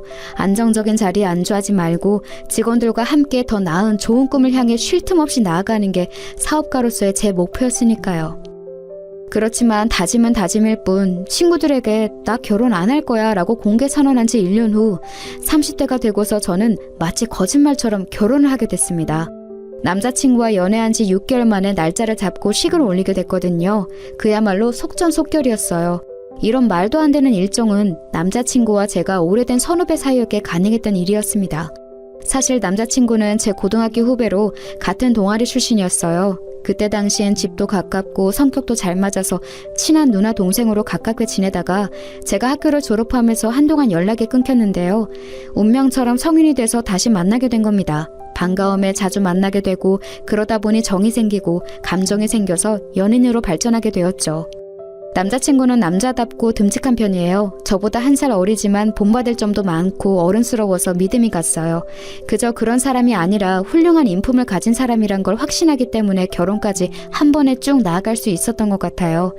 지금까지도 곁에서 볼 때 당시에 제 확신이 틀리지 않았다고 생각해요. 어찌됐든 남편이 된 그 사람은 제가 속옷 사업을 하는 것만 알고 구체적인 건 모릅니다. 남편한테 일 얘기하는 거 안 좋아하기도 하고 수익 얘기가 나오면 그냥 대충 얼버무리곤 했죠. 결혼할 때도 딱 반씩 준비해서 집과 혼수를 장만하고 생활비는 매달 초 각자 정해진 금액을 공동 통장에 넣어두고서 생활하니 딱히 벌이를 밝힐 필요가 없더라고요. 제가 이런 신념을 가지게 된 게 어릴 때 부모님의 이혼과 언니와의 이별 때문에 그런 것 같다고 남편에게 솔직히 말해주었습니다. 그러자 남편도 이런 저를 이해해 주더라고요. 시댁에도 제 직업만 이야기하고 경제적인 문제는 오픈하지 않겠다고 해줬어요. 그렇게 우리는 서로를 알아가고 이해하고 받아들이면서 부부가 되어갔습니다. 남편의 가족은 시부모님, 남동생 이렇게 4사람이었어요. 처음 만날 당시 남편 동생은 저희보다 먼저 연애를 했고 시댁 행사 때마다 커플끼리 함께 참여해왔다고 하더라고요. 곧 결혼할 계획이라고도 했고요. 그런데 어쩌다 보니 저희가 더 먼저 하게 된 거예요. 원래 먼저 얘기가 나왔는데 남편과 제가 급하게 날짜를 잡고 해버리는 바람에 뒤로 밀려난 것 같더라고요. 상황을 알게 된 후 미안한 마음이 들어서 시부모님께 지금 이렇게 진행해도 괜찮겠냐고 여쭤봤어요. 그러자 시아버님 말씀으로는 그쪽은 결혼 준비가 안 돼 있어서 어차피 미뤄야 했다고 하셨거든요. 그래서 저도 어느 정도 마음 놓고 서방님한테 죄송하다고 우선 말로 사과드렸어요. 서방님은 점잖고 과묵한 양반 같은 타입이라 정중히 괜찮다고 답해주었죠. 그런데 나중에서야 듣게 된 게 결혼이 미뤄진 것에 대해서 그 동생 여자친구분, 그러니까 지금의 동서는 당시 기분이 굉장히 안 좋았다고 하더라고요. 저희 부부 때문에 본인들 결혼이 미뤄졌다고 제 결혼식에 있던 시댁 친척들한테 이야기하고 다녔대요. 꼭 그 해 하고 싶었는데 못해서 김이 샜다는 둥, 제가 가로챘다는 둥, 뭐 그런 식으로 말하고 다녔더라고요. 그렇게 생각했다면 미안하긴 한데요. 서방님네는 어차피 금전적으로도 조금 더 여유가 필요했고 당시 저희가 먼저 하는 것에 대해서도 양해를 충분히 구했다고 생각해서 좀 당황스럽긴 하더라고요. 남편도 왜 그렇게 말하는지 이유를 모르겠다고 했고요. 어머님 말씀처럼 곧바로 할 수 없을 정도의 상황이었던 거죠. 그 얘기를 들었을 때부터 제 마음속엔 동서에 대한 작은 반감이 생겼습니다. 아다르고 어다르다고 속상한 마음을 그런 식으로 이야기한 게 제 입장에선 좀 이해가 안 가서요. 그쪽은 가족 모임 때마다 꼬박꼬박 참석하는 편이니 얼굴 안 볼 사이도 아닌데 말이죠. 그래서 당시 결혼 후에 동서를 다시 만나게 됐을 때 최대한 웃으면서 말을 했어요. 아직 식은 안 올렸지만 동서라고 불러도 되죠? 우리가 먼저 식 올린 것에 대해 많이 속상해하는 것 같아서 저도 마음이 좀 걸리네요. 그런 생각이 있었다면 먼저 우리한테 말해줘도 됐을 텐데 그땐 별말 없이 지나갔는데 이제 와서 자꾸 안 좋은 말이 퍼지니까 그건 또 그거 나름대로 곤란하더라고요. 제 말이 무슨 뜻인지 알죠? 곧 가족이 될 사이인데 괜히 얼굴 붉히를 만들고 싶지 않으니 서로 조심하자는 뜻으로 이렇게 말씀드려봐요. 아, 기분이 안 좋으셨구나. 그건 죄송해요. 그런데 저도 속이 오죽 답답했으면 그랬겠어요? 제가 원래 감정 상하는 걸 못 감추거든요. 이해하세요. 그리고 가족들 사이는 맞는데 아직 가족은 아니니까 최대한 남처럼 불편하게 대해주세요. 벌써부터 친척 간의 위계 질서에 시달리고 싶진 않아서. 저 싸늘한 말을 툭 던지고서 제게 눈길도 안 주고 뒤돌아서 가는데 순간 내가 뭘 잘못했나 싶어서 방금 전엔 대화를 곱씹어 보았어요. 그런데도 왜 그런지 알 수 없었어요. 저렇게 날이 선 채로 말하는 이유를. 아니, 애초에 제가 무슨 악감정이 있는 건지를 모르겠더라고요. 당장 쫓아가 방금 무슨 뜻이냐고 묻고 싶었는데 거실에 어른들이 계셔서 묻지 못했어요. 그날 속이 답답해서 잠이 안 오더군요. 남편한테 얘기해볼까 했지만 이건 저랑 동서 문제 같아서 따로 말하진 않았습니다. 6개월 뒤 해가 바뀌고 서방님도 결혼을 하게 됐어요. 결혼하고 싶다고 노래를 부르면서 집도 없고 그쪽도 혼수를 해올 돈이 없다 해서 전부 다 시부모님이 도와주셨죠. 건네들으니 동선의 가족 쪽에선 애초에 무조건 돈 없다고 모든 걸 시댁에서 부담하길 바랐다고 하더라고요. 전 또 동서가 하도 돈돈거리면서 본인은 경제적으로 여유로운 것처럼 이야기하기에 좋은 배경이라도 가진 줄 알았거든요.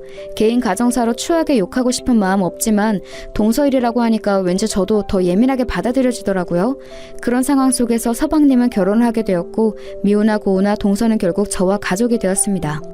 동서가 결혼식을 올린 뒤 시부모님의 주도로 저희는 시댁 식구들 다 같이 여행을 가게 됐어요. 시아버님이 5년 전 다리를 다치셨는데 그 뒤로 한 번도 여행을 못 가보셨다고 하더라고요. 그래서 오랜만에 바람도 쐴 겸 1박 2일로 다 함께 여행을 가게 된 거예요.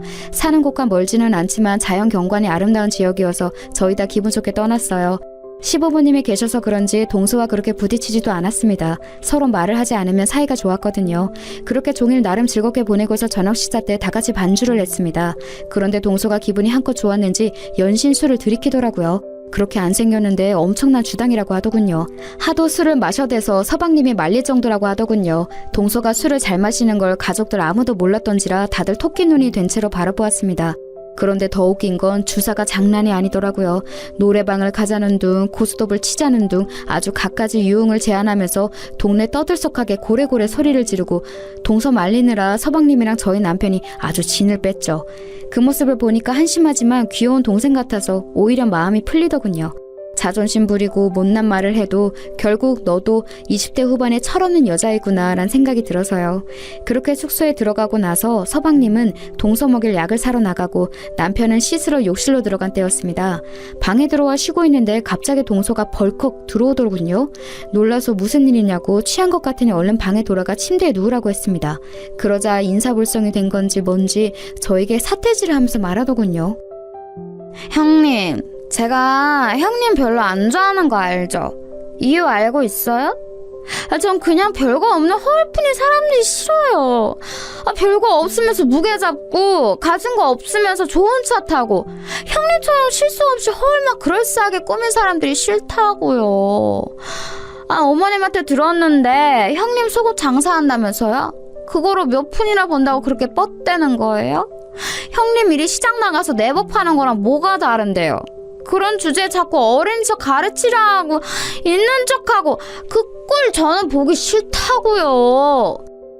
동서의 말은 다소 충격적이었습니다. 한껏 애교를 부리며 봐줄 수 있을 정도로 주사를 부리던 동서가 갑자기 저에게 세상 차가운 표정으로 저런 말을 내뱉으니 소름이 돋더군요. 대체 뭔가 있는 척 한다는 건지, 사업을 하니 좋은 차가 필요해서 산 거고, 제 성격 자체가 무뚝뚝해서 그런 거지 한 번도 예의 없게 말을 하거나 가르치려고 한 적은 없었거든요. 아니, 이렇게 변명하는 것도 웃기네요. 애초에 동서는 색안경을 끼고서 저를 바라보니 모든 게 마음에 안 들고 언짢아 있던 것 같더라고요. 다른 건 다 그냥 넘어가겠는데 제 일에 대해 폄하하는 말은 도저히 못 넘어가겠더군요. 그래서 취해서 비틀거리는 동서의 팔을 잡고서 말했습니다. 지금 동서 취했으니까 실수는 어느 정도 넘어가 줄 수 있어. 그런데 내 일에 대해서 함부로 말하는 건 못 참아. 당장 사과해. 이건 가족 간의 위계 질서로 말하는 게 아니라 인간 대 인간으로 말하는 거야. 제 말이 끝나자마자 갑자기 동서는 큰 소리로 울기 시작했고 그 소리에 시부모님이 놀라서 방까지 뛰어들어오셨습니다. 동서는 제가 본인의 팔을 잡고 강하게 흔들었다며 폭력죄로 고소하겠다는 등 별소리를 다 하더군요. 이게 말로만 듣던 피해자 코스프레인가 싶었어요. 시부모님은 제 이야기는 들어보지도 않으시고 취한에 붙잡고선 왜 그러냐며 그만하라고 꾸짖으셨습니다. 제가 뭐라고 하기도 전에 동서를 부축하고선 데려가셨죠. 정말이지 어이가 없었습니다. 그때 알았어요. 시부모님은 아무래도 저보다 동서를 더 오래 보셨고 동서를 더 아끼고 계신걸요. 이해해요. 더 오래 봤으니 마음이 쓰이고 정이 더 크겠죠. 그렇지만 제 말은 듣지도 않고 판단해서 동서 편을 든 건 너무 섭섭하더라고요. 30대 중반 가까이 된 나이에 이제 올 일이 없을 거란 생각했는데 어느새 저도 애처럼 눈물이 뚝뚝 흐르더군요. 샤워를 마치고 온 남편은 오는 제 모습을 보고선 무슨 일이냐며 놀라서 물었습니다. 그래서 무슨 일이 있었는지, 여태껏 동서가 저에게 어떻게 대하고 어떤 말을 했는지 다 털어놓았습니다. 그러자 남편은 화가 잔뜩 나서 당장 동서에게 한 소리 하겠다고 찾아가려 했어요. 그건 고맙지만 지금 남편이 화를 내면 오히려 상황이 악화될 것 같아 말렸죠. 시부모님도 안 좋게 생각할 게 뻔했고요. 다음날 아침이 되고 남편은 굳이 한 소리 해야겠다며 저를 이끌고서 동서를 찾아갔습니다. 그리고 어젯밤에 제게 한 이야기 다 들었다면서 사과하라고 말했어요. 그러자 동서는 아무것도 모른다는 눈으로 취해서 기억이 안 난다며 자기가 만약 그랬다면 많이 취해서 그런 거니 용서해달라고 하더군요. 남편도 어이가 없다는 듯 저를 쳐다보며 웃었고 저도 기가 차서 웃음이 절로 나왔습니다.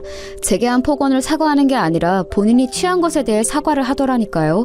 그 옆에 있던 서방님도 동서의 말을 거들면서 형이랑 형수가 좀 이해해달라. 이 사람이 원래 주정이 좀 심한 편이다 라고 말했습니다. 저는 동서의 눈을 똑바로 쳐다보고선 그런 술주정이면 언젠가 크게 사단이 날 것 같으니 어서 고치라고 말했어요. 주사라고 모든 게 용서되는 게 아니라고 덧붙이면서요. 애써 안으로 화를 사기는 동서의 표정을 보고선 저도 남편을 이끌고 그 자리를 벗어났죠. 그런데 제겐 차라리 잘된 일이었어요. 저는 그동안 제가 동서한테 잘못한 게 있어서 저를 싫어하나 싶었거든요. 그런데 그게 아니라 단순히 제가 눈꼴 시려서 싫어한 거였으니 오히려 잘됐다 싶었습니다. 제가 신경 쓸 가치가 없는 사람이란 걸 알았으니까요. 그렇게 몇 달이 지나고 친정엄마의 생일을 맞이해서 안마 의자를 선물로 드렸습니다. 요새 가장 좋은 모델로 해드렸더니 엄청 좋아하시더라고요. 그 모습을 보면서 이제 곧 시아버님도 생신이 다가오니 아버님 댁에도 안마 의자를 선물로 드리면 좋겠다는 생각이 들었습니다. 그래서 다음날 저녁 시댁에서 식사할 때 슬쩍 의사를 여쭤보았어요. 저의 친정어머니가 안마 의자를 굉장히 마음에 들어 하시는데 어머님과 아버님은 그런 거 필요 없으시냐고요. 그러자 딱히 필요 없다고 하시더라고요. 생각해보니 서방님이 안마 의자 판매 사업을 했었다는 게 생각나서 서방님 때문에 필요 없으시구나 깜빡했어요 라고 했습니다. 그러자 아버님이 한숨을 푹 내쉬시는데 어머님이 눈치를 주시더라고요.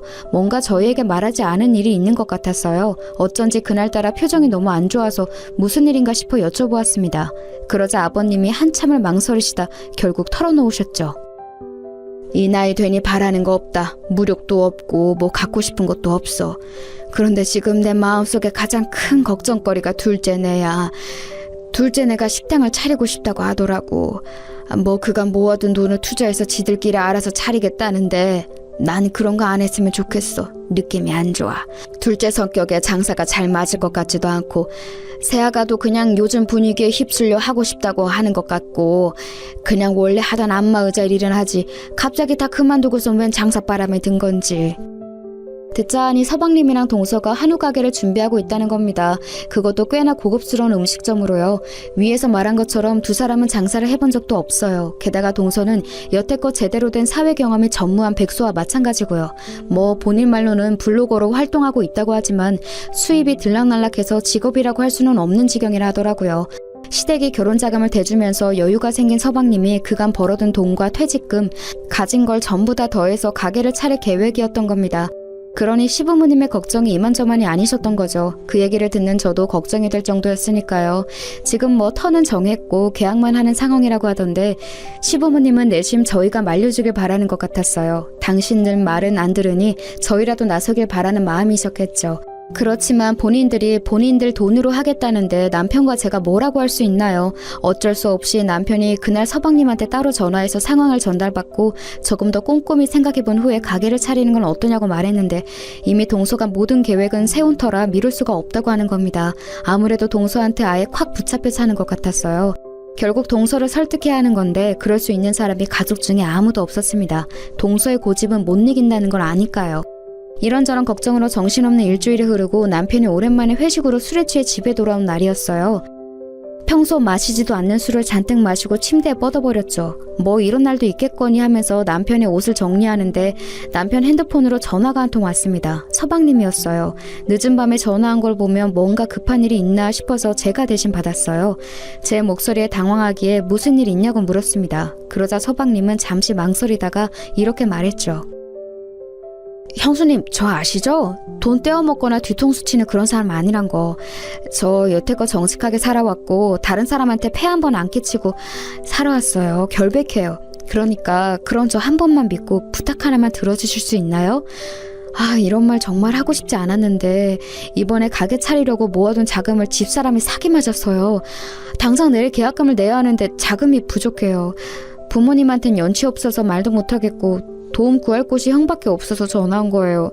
가게 잘 꾸려서 꼭 배로 갚을게요, 형수님. 한 번만 도와주실 수 없을까요? 그 돈을 다 사기 맞았다니 가지가지 하는구나 싶었습니다. 동서의 친척이 사기를 친 거였고 동서는 전혀 모르는 일이었다고 하더군요. 불가항력적으로 당한 일이라 어쩔 수 없었다고 하는데 한숨이 절로 나오더라고요. 만약 평소에 저 같았다면 당장 가게고 뭐고 때려치라고 했을 거예요. 그게 상식적으로도 맞고요. 사기당할 정도의 사람이면 장사하면서도 분명 돈이 새어나가는 걸 막을 능력이 없을 테고 서로를 향한 믿음에 금이 간 상태니까 원만하게 이끌어갈 수도 없을 거고요. 그런데 저는 차마 서방님에게 쉽게 대답할 수가 없었습니다. 서방님의 목소리가 너무나 처절하고 간절하게 들려서요. 평소에 점잖은 서방님과는 전혀 다른 모습에 놀라기도 했고 얼마나 다급하면 형수인 나에게 털어놓을까 싶어 안쓰럽기도 하고요. 그래서 저는 오늘 밤까지 생각해 보겠다고 하고선 전화를 끊었습니다. 그날 밤 참 많은 생각을 했어요. 생각은 꼬리를 물고 또 물어서 제 어릴 적 생각까지 거슬러 올라가게 하더군요. 만약 우리 집이 사기를 당하지 않았다면 어땠을까? 아니, 사기를 당한 채 위태로운 우리 가족에게 누군가가 손 내밀었다면, 그 사람이 기적처럼 그 빚을 갚아주었다면 우리 가족은 어떻게 됐을까라는 생각이 들었습니다. 만약 그랬다면 저도 언니와 행복한 자매로 컸을 테고 사이좋던 부모님도 할머니, 할아버지가 될 때까지 서로를 위하며 함께 하셨겠죠. 돈이란 건 가장 좋다가도 가장 무서운 존재가 맞는 것 같아요. 사랑하는 가족마저도 헤어지게 만들고 간절함으로 무릎 꿇게 만들고 우리가 모르는 모습을 보이게 만드니까요. 찢어진 우리 가족을 떠올려 보니 서방님의 부탁을 거절할 수가 없었습니다. 사기당한 건 한심하지만 일부러 그런 것도 아닐 테고 동서도 상심이 클 거라 생각했어요. 이 일로 두 사람이 헤어지게 된다면 분명 저와 같은 후회를 하게 될지도 모르죠. 그 생각까지 하게 되니 결국 전 그 부탁을 들어주기로 했습니다. 물론 제게도 다소 무리한 금액이었지만 아예 불가능한 건 아니었거든요. 저는 곧바로 서방님께 전화해서 알겠다고 답한 뒤 대신 형과 동서에게는 비밀로 해달라고 했습니다. 남편이 알면 너무나 미안해하면서 분명 가게를 접으라고 말하게 뻔했고 동서가 알면 그 자존심에 화나 죽으려고 할 테니까요. 이에 서방님은 너무나 좋아하면서 감사하다고 수십 번 인사했습니다. 제 돈이니 우선 가게 명의는 제 이름으로 하겠다고 말하더군요. 자기가 사장이 아니라 매니저로서 고용된 거로 하고 꼭 성공시키겠다고 약속했습니다. 저도 뭐 나쁠 거 없으니 알겠다고 했고요. 어쩌다 보니 비밀 사장이 된 거죠. 그렇게 서방님과 동서는 우여곡절 끝에 가게를 시작했습니다. 두 사람이 그런 장사 경험이 적으니 본인 친구 중 장사를 오래 했던 친구들을 고용해서 어찌어찌 잘 꾸려가더라고요. 물론 처음엔 크게 적자였어요. 빚은 늘어갔고 서방님의 자신감도 많이 하락한 듯 보였습니다. 그렇지만 서방님은 끈기가 있는 사람이었어요. 매일 집에 가지 않고 가게에만 틀어박혀서 보완해야 할 점을 살폈고 음식을 만들고 조합하고 다시 새롭게 리뉴얼하면서 조금씩 더 발전시켜 나갔어요. 이따금씩 남편과 함께 가게를 찾아가면 여지없이 서방님 혼자 어두운 가게에 남아 공부를 하고 있더라고요. 남편은 서방님이 너무 고생한다며 갈 때마다 용돈을 쥐어주곤 했는데 그럴 때만 서방님은 제 눈치를 많이 보았어요. 그 모습이 왜 그렇게 친동생처럼 안쓰럽고 마음이 쓰였는지 가게가 적자인 거 뻔히 아는데 서방님은 매주 5만원, 10만원, 15만원씩 꼬박꼬박 제 통장에 입금하며 고맙다는 말을 전했습니다. 이러지 않아도 된다고 나중에 여유 생기면 달라고도 말했는데 도통 제 말을 듣지 않더라고요. 어차피 이 가게의 실질적 주인은 저고 이 돈도 제 돈이니 이렇게라도 전하는 게 본인 마음이 편하다고 하면서요. 남편에게는 비밀인지라 티는 못 냈지만 그런 서방님이 참 대견했어요. 어떻게든 잘 살아가려고 애쓰는 모습을 보니 언젠간 성공하겠다 싶어서 돈을 빌려준 것에 대해 마음이 조급하지 않더라고요. 시간은 다소 걸리겠지만 나중에라도 다 갚긴 하겠다 싶어서요. 은혜를 잊고 살지만 않으며 그걸로 이자는 충분할 거라 생각했습니다. 서방님의 간절한 기도를 들어주신 건지 제 돈이 하루빨리 되돌아올 운명이었던 건지 가게가 점점 잘 풀리기 시작했어요. 입소문이 났는지 젊은 사람도 많이 찾기 시작했고 단골들이 꽤 생겨서 고정 수입도 생겼다고 하더라고요. 늘 어두컴컴한 낯빛으로 여린 미소만 짓던 서방님의 얼굴에도 점차 생기가 생겼습니다. 그 모습을 보면 남편도 정말 다행이라며 마음 놓여했고요. 그런데 언제나 동서가 말썽이에요. 가게가 잘 안 될 때 동서는 출근도 잘 안 했다고 들었거든요. 그렇다고 별 일이 있는 것도 아니고 그냥 집에서 늘 누워 있었다는데 이해가 되시나요? 본인 말로는 어차피 손님 없어서 할 일도 없고 직원이 손님보다 더 많으면 민망하지 않냐. 인력 낭비해서 뭐하냐. 한 명이라도 쉬는 게 경제적 이익 아니냐고 말했대요. 가게가 텅 비어서 팔이 날리는 꼴을 본인 두 눈으로 직접 보고 있는 것도 너무나 괴롭다면서요. 그 이야기를 들으면서 정말 사람은 변하지 않는구나 싶었습니다. 그런데 가게가 잘 된 이후로 찾아가 보니 카운터에 떡칼이 서서 사장 노릇을 하고 있더라고요. 잘 웃지도 않고 별다른 인사말을 건네는 것도 아니면서 가장 쉬운 카운터 앞에만 앉아 계산 일을 하는데 그러면서 본인은 마치 사장인 것처럼 직원들한테 빨리빨리 움직이라고 소리치고 서방님은 주방과 홀을 왔다 갔다 하며 땀 뻘뻘 흘리면서 일하는데 혼자 선풍기 바람 쐬는 꼴을 보아하니 정말 별꼴이더라고요. 보다 못한 남편이 동서에게 눈치를 주면서 한 명이라도 일손을 더 해야 하는 거 아니냐고 지나가듯이 말했대요.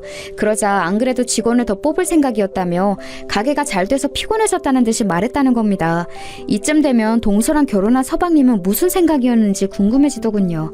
남편 말로는 둘도 우리 부부처럼 어릴 적부터 알던 사이여서 그냥 그 자체로 받아들인 채 사는 것 같다고 하더라고요. 아무리 속고 친구여도 그렇지 뭐가 이상하고 뭐가 안 좋은 건지는 알고서 고쳐줘야 하는 게 아닌가 싶었지만 우린 그냥 상대하지 말자 싶어서 더 이상 말 걸지 않기로 했습니다. 그렇게 가게가 막 풀릴 무렵 저는 고등학교 때부터 친했던 친구들 무리를 소집했어요. 저까지 11명이나 되는 대규모 모임이었죠. 고향 친구들이다 보니 사는 곳도 가까워서 1년에 한 번은 꼭 주기적으로 만나왔거든요. 제겐 유일한 친구들이기도 해서 슬픈 일이나 화나는 일, 기쁜 일을 소소하게 나누고 마음을 나눠주는 소중한 가족과 마찬가지인 애들이었어요. 마침 때마다 만나는 시기가 다가왔고 이번엔 어디서 모일지 이야기를 나누고 있었습니다. 한 친구가 오랜만에 고기를 먹고 싶다기에 번뜩 서방님 가게가 떠올랐어요.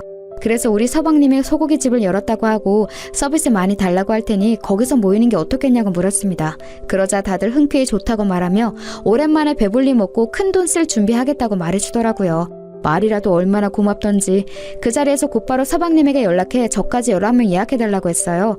그러자 서방님은 또 수화기 너머로 연신 허리를 굽혀가며 고맙다고 말했고 서비스 무조건 많이 주겠다고 호언장담을 하시더군요. 그런데 우리가 가는 날 서방님은 다른 가게 답사차 출근을 안 한다고 하더라고요. 대신에 동서가 있으니 미리 말해두겠다고 하더라고요. 그 말을 듣자마자 어쩐지 불안감이 엄습했습니다. 잠시나마 약속을 취소하고 다른 날로 잡아야 하나 싶었어요. 하지만 다시 시간 맞추는 것도 힘들고 동서도 설마 본인 가게 음식 팔아주러 가는 건데 또 그렇게 안하무인으로 굴까 싶어서 약속을 취소하지 않고 알겠다 했습니다. 그런데 그게 화근이었어요. 정해진 약속날이 되고 저와 친구들은 들뜬 마음으로 가게를 찾았습니다. 그날은 평일 낮이라 사람들이 대체로 없을 때였어요. 일부러 친구들끼리 그 시간을 맞춰간 거였고요. 오늘 이 모임에 오려고 다들 반차와 연차까지 쓴지라 다들 신난 마음을 감추지 않았어요. 제 사정을 아직 모르는 친구들은 가게에 들어서자마자 문 앞에 서 있던 동서에게 반갑게 인사를 했습니다. 그런데 동서의 표정이 영 좋지 않더라고요. 다들 왜 그러지 하는 눈빛으로 저를 쳐다보았어요. 저는 그냥 빨리 들어가라고 고개짓했고요. 사람이 한 번에 많이 들어오고 반갑게 인사까지 하니 사람이라면 물론 당황할 수도 있죠. 그런데 그렇게 표정을 구길 필요까지 있나요? 저희가 일부러 말없이 찾아온 것도 아니고 당당히 예약해서 온 건데 저도 갑자기 기분이 상했지만 애써 티내지 않으려고 했어요. 그러자 동서가 가장 마지막으로 들어오던 저를 붙잡고 말했습니다. 형님, 굳이 남편 없는 날에 이렇게 사람들 거느리고 찾아온 이유가 뭐예요? 남편 없으면 일 빨리 정리할 사람 없는 거 모르세요? 저희 정신없이 일하는 모습을 보고 설마 골탕 먹이는 거라고 생각하는 건 아니죠? 동서, 말을 왜 그렇게 해? 너무 베베꼬여서 뭐라 할 말이 없네. 그런 거 아니니까 쓸데없는 착각하지 말고 기분 좋게 받아들여. 동서는 정말이지 어쩜 저렇게 다르게 생각할까 싶어요. 호의를 호의 그대로 받아들이지 못하는 정말이지 꽈배기 같은 인간이더라고요. 친구들 앞에서 얼굴 붉히기 싫어서 애써 호쾌한 척 넘겨버렸어요. 그때 초장을 잡아놨어야 했는데 말이에요. 저희는 메뉴판을 보면서 뭘 먹을지 이런저런 의견을 나누고 있었습니다. 그런데 사람이 많으니 다소 주문 시간이 길어지게 됐어요. 이 부분은 물론 좀 그럴 수 있긴 해요. 그렇지만 5분을 넘기지는 않았고 옆 테이블에 피해가 가지 않게 저희끼리 조용히 이야기 나눴거든요. 그런데 동서가 저 멀리서 저희를 째려보고 있더라고요. 그마저도 제 친구가 말해줘서 알았어요. 야, 네 동서 지금 우리 노래 보고 있는 거 아니야? 나 지금 얼굴 뚫어지는 줄 알았어. 저 정도면 뭔 악감정이 있는 거 아니야? 너 뭐 잘못했냐? 이젠 친구들도 알 정도니 저도 눈치가 보이더라고요. 대충 메뉴를 통일하고 얼른 주문해야겠다 싶었는데 그 순간 동서가 저에게 다가왔습니다. 그리고 평생 잊을 수 없는 그 말을 제기했죠. 형님, 지금 가게에 전세 낸 건가요? 아까부터 계속 그 테이블만 바라보고 있는 거 뻔히 알면서 이래놓고 주문 안 할 생각은 아니시죠? 아니, 그러고 보니 돈은 있어요? 저희 메뉴 다 값 나가는 건데 이렇게 꼼지락댈 거면 그냥 점심 특선이나 먹고 빨리 가세요. 지금 그 테이블 기다리느라 아무것도 못하고 서 있는 거 솔직히 시간 아깝거든요. 동서의 말에 한순간 가게 안에 찬물을 끼워준 듯 모든 테이블이 조용해졌습니다. 저는 뇌가 멈춰버린 듯 무슨 말을 해야 할지 몰랐어요. 친구들이 놀라서 저를 바라보니 그제야 정신이 들더군요. 지금 이 상황에서 싸우며 가게 소문만 안 좋게 날 것 같고 그렇다고 그냥 넘기는 것도 도저히 못하겠더라고요. 그래서 생각해낸 게 메뉴는 손님이 정해야지 직원 주제에 그렇게 함부로 떠들어도 돼요? 됐고 여기 꽃등심으로 20인분 주세요. 오늘은 내가 살게 얘들아. 오랜만에 골든벨 울리지 뭐. 그래지. 얘 여기서 돈 제일 잘 버는 패션몰 사장님인데 우리도 얻어먹어보자. 가게 서비스가 엉망이라서 당장이라도 나가고 싶은 거 꾹 참을 테니까 여기 음식이라도 잘 주세요 아주머니. 제 의도를 알아차린 친구 한 명이 곧바로 저를 지원사격해줘서 속이 뻥 뚫리는 기분이었어요. 저와 제 친구 말에 동서의 표정은 곧바로 어두워졌고 친구들은 그 자리에서 크게 박장대소했죠. 동서는 또다시 카운터로 돌아갔고 다른 직원들에 의해 아주 거하게 대접받았습니다. 서비스를 많이 주겠다는 서방님의 말은 사실이었는지 뭔 별의별 음식이 줄기차게 나오더군요. 큰돈 써서 속이 좀 쓰리긴 했지만 그보다 더 많은 걸 대접받아서 기분은 좋았습니다. 친구들에게 이렇게 쓴 것도 처음이니 그거대로 유의미하다고 생각했고요. 식사를 다 마친 뒤 친구들을 가게 밖으로 내보내고 저는 동서에게 카드를 내밀었습니다. 동서는 저를 보고 비웃음조로 이렇게 말하더군요. 저희 가게 생각해서 찾아와 주신 거 감사해요 형님. 덕분에 형님이 크게 쏘신 돈 제 주머니 안으로 잘 들어왔어요. 잘 쓸게요. 다음부터는 굳이 안 찾아와 주셔도 되고요. 네 주머니라고? 뭔가 착각한 거 아니야? 내 주머니겠지. 뭔 소리예요 그게? 동서 사기당해서 가게 자금 다 날렸다며? 그건 메꿔준 게 나야. 네 말처럼 시장에서 내복 판 돈으로 도와준 건데 어때? 그래서 이 가게는 내 명의로 되어 있고 정확히 말하면 내가 사장이고 여기 모든 돈은 내 돈이란 뜻이지. 서방님과 내가 이미 다 정리한 일들이야. 그래서 말인데 내가 사장으로서 하는 가장 첫 번째 일을 지금 해보려고. 너 여기서 해고야. 내 가게에서 나가. 지금 네가 여기서 나가지 않으면 난 당장 내일부터 서방님과 너 여기 모든 직원들 다 해고할 거야. 그래도 못하겠다면 네가 사기당해서 자금 다 날린 거 시부모님한테 말하거나 셋 중에 선택해. 지금 여기서 당장. 죄송해요 형님. 제가 오늘 너무 예민했어요. 요즘 가게 일로 너무 바빠서 좀 무리하게 군 것 같아요. 한 번만 용서해 주시면 안 돼요? 제가 원래 좀 제 멋대로인 거 아시잖아요. 사실은 형님 오늘 찾아온 게 저한테 생색내려고 그러는 것 같아서 좀 기분이 안 좋았거든요. 아니, 제가 오해했던 거죠. 그래도 저 가게에서 진짜 열심히 일해왔어요. 남편한테 미안해서라도 그 도박빚 다 갚으려고 지금까지.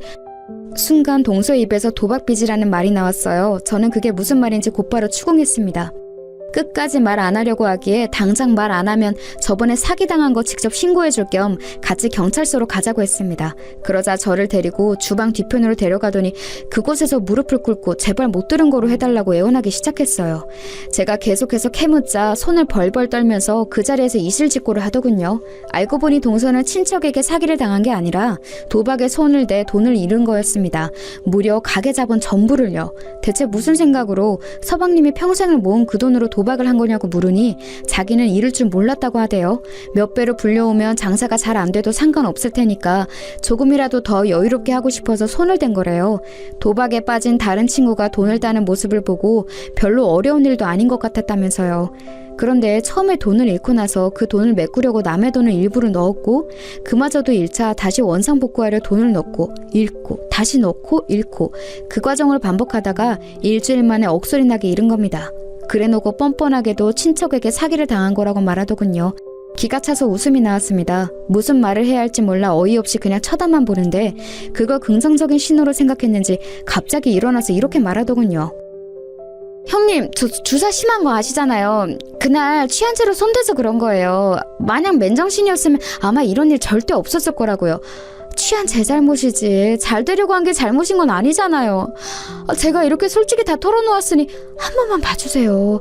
우리 부부 도와주신 거 다 잘 되기를 바라고 해준 거잖아요. 이제 와서 형님이 남편한테 사실을 말하면 우리 곧바로 이혼하고 가정 다 무너지는 거예요. 그걸 바라는 건 아니잖아요. 그쵸? 어떻게 그렇게 교묘하게 제 약점을 건드리는 건지 가정이 무너진다는 말에 저는 또다시 제 가족이 생각나서 멈칫했습니다. 하지만 더 이상 그 말을 제 약점으로 두기 싫었어요. 가정이 무너지는 건 가슴 아픈 일이지만 때로는 무너져야 더 견고한 성을 쌓을 수 있기도 하니까요. 이건 제가 무너뜨리는 모내 성이 아니라 언젠가는 무너져야 할 성이란 생각이 들었습니다. 저는 그 자리에서 빠져나와 동서를 안에 두고 문을 닫아버렸습니다. 그리고 곧바로 서방님에게 전화를 걸었어요. 서방님이 받자마자 저는 동서가 한 말 전부를 고스란히 전했죠. 밖에 있는 동서가 이 얘기를 듣고 미친 듯이 문을 두드렸지만 저는 있는 힘껏 막았습니다. 더 이상 이 사람을 가족으로 받아들여선 안 되고 이문처럼 선을 그어야 한다는 생각으로 완강했거든요. 이 모든 이야기를 전해들은 서방님은 놀란 듯 잠깐 동안 말이 없다가 알겠다고 전화를 끊었죠. 저는 그 후에야 문을 열어주었고 동서는 미친 듯이 제 옷을 잡고 흔들면서 욕설을 퍼부었어요. 전 남은 힘을 끌어모아 동서의 뺨을 때렸습니다. 너 같은 인간이랑 함께 할 바엔 차라리 무너지는 게 나아. 서방님은 혼자서 다시 일어설 수 있는 사람이니까. 난 네가 말한 그딴 쓸데없는 걱정 안 해. 그리고 이제 가족도 뭣도 아닌 남이니까 마지막으로 충고할게. 그 망할 주사 고쳐. 이미 이사단이 났지만. 그 말을 하고선 저는 고래고래 소리를 지르는 동서를 두고서 가게를 빠져나왔습니다. 그 후의 일은 굳이 말하지 않아도 대충 짐작이 가실 거예요. 동서가 도박에 손댔고 그로 인해 모든 돈을 잃은 걸 시댁 식구가 모두가 알게 됐어요. 서방님이 모두가 모인 자리에서 이 사실을 밝혔고 동서와 이혼하겠다고 선언했거든요. 잃은 돈을 법적으로 돌려받으라는 시아버님의 말씀에 서방님은 자신이 배우자를 잘못 선택한 죗값이라고 생각하며 살겠다 했습니다. 결국 서방님은 그렇게 이혼을 하게 됐죠. 옛 동서는 끝까지 이혼 못한다고 버텼다는데 동서의 잘못으로 헤어진 거니 버린다고 될 일이 처음부터 아니었죠. 애초에 가져온 게 없으니 한 푼도 못 받고 뭐 하나 건지지도 못하고 몸만 쫓겨났다네요. 저도 그 후로 한 번도 동서를 못 봤어요. 서방님에겐 몇 번이나 연락이 오고 매일 집 앞으로 찾아왔다는데 그걸 모두 완강히 외면한 서방님이 대단하다고 생각했어요. 아마 자신을 속인 것과 지금까지 한 행동에 대해서 큰 충격을 받았으니 심적으로 많이 힘들었겠지만 늘 그랬듯 꿋꿋하게 이겨낼 거라 믿어요. 그럴 수 있게 남편이 옆에서 아주 잘 돕고 있습니다. 퇴근 후에 가게를 찾아가 서방님 일을 돕고 있거든요. 우애 좋은 형제로 소문날 정도니 말 다 했죠. 가게는 여전히 서방님이 운영하고 있어요. 장사가 잘 되고 있어서 아무래도 사장님은 서방님이 하는 게 맞을 것 같더라고요. 지금도 여전히 매주 제게 돈을 보내오는데 금액이 점점 커지는 걸 보니 서방님이 멋지게 자립할 날도 얼마 안 남은 거겠죠. 부디 행복해지면 좋겠어요. 착한 사람은 복을 얻어야 하는 게 이 세상에서 가장 당연한 이치잖아요. 제가 아는 사람 중에 가장 정직하고 바른 청년이니까 바라는 대로 이루어졌으면 좋겠다고 오늘도 조용히 기도해 봅니다. 이 어이없고도 웃음이 나오는 사연을 따뜻하고 다정하게 들어주셔서 감사합니다. 좋은 하루 보내시길 바랄게요.